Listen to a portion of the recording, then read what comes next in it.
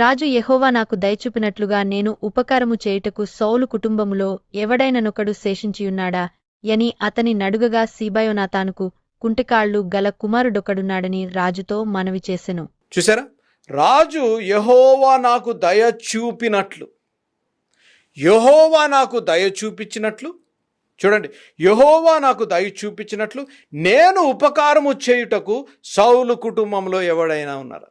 అక్కడ చూడండి, యెహోవా నాకు దయ చూపించినట్లు దావీదు అంటున్నాడు.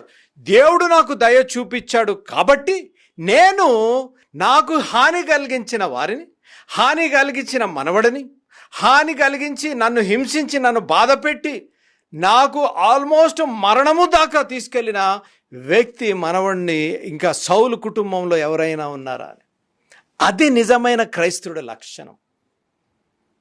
నిన్ను హింసించి నిన్ను బాధపెట్టి వారిని గురించి ఉపచారము చేయగలిగిన మనస్సు కలిగి ఉండాలి. ఎందుకో చెప్పాలా అమ్మా, దేవుడు దావీదుకు కృప చూపించాడు కాబట్టి దేవుడు ఇక్కడ ఉంది, యెహోవా నాకు దయ చూపించినట్లుగా దేవుడు నాకు దయ చూపించాడు కాబట్టి నాకు హాని కలిగించినప్పటికీ కూడా నేను కూడా ఉపకారం చేయాలని ఆశపడుతున్నాను. ఈరోజు వర్తమానం ద్వారా మనం నేర్చుకోవాల్సిన ఆధ్యాత్మిక పాఠం, దేవుడు మనల్ని క్షమించాడు కాబట్టి మనము ఇతరులను క్షమించాలి.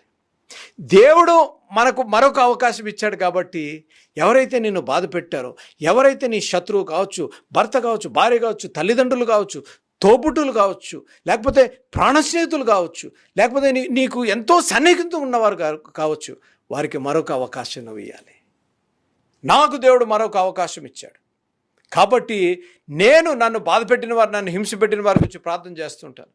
నేను వారికి మరొక అవకాశం ఇస్తాను. నాకై నేనే వెళ్ళి వారితో మాట్లాడి, నాకై నేనే ఫోన్ చేసి, నాకై నేనే ప్రయత్నిస్తూ ఉంటాను. దేవుడు మనల్ని క్షమించాడు, దేవుడు మన పట్ల క్షమాభిక్షించాడు, దేవుడు మన పట్ల దయ చూపించాడు కాబట్టి దేవుడు మనకు ఒక అవకాశం ఇచ్చాడు కాబట్టి మనము కూడా ఇతరులకి అవకాశం ఇచ్చేవారిగా ఉండాలి. ఒక చిన్న ఉదాహరణ చూపిస్తాను. చూడండి, మన జీవితంలో ఎల్లప్పుడూ ఎలాగుంటుందంటే, చూడండి, పేపర్ చూడండి, మన జీవితం ఇలాంటి తెల్ల కాగితం వంటి జీవితం. అన్నీ సాఫీగా నడుస్తున్నాయి, అన్నీ బాగున్నప్పుడు మనం ఏం చేయలేము అనగా, చూడండి, ఏం చేయలేము, మనం ఇది ఊగిపోతూ ఉంటుంది, రైట్, ఊగిపోతూ ఉంటుంది మన జీవితం. ఇది మన జీవితం, నా జీవితం ఇది స్టిఫ్గా ఉండదన్నమాట. ఇది ఒకప్పుడు కష్టాలు, నష్టాలు, ఇరుకులు, ఇబ్బందులు, మన జీవితంలో కష్టాలు, నష్టాలు, ఇరుకులు, ఇబ్బందులు, కన్నీరు, వివాహంలో కష్టము, కుటుంబంలో కష్టము, బిడ్డలతో కష్టము, లేకపోతే అప్పుల బాధలు, లేకపోతే మనల్ని నమ్మిన వారే మోసము చేసిన ఆ గాయము మన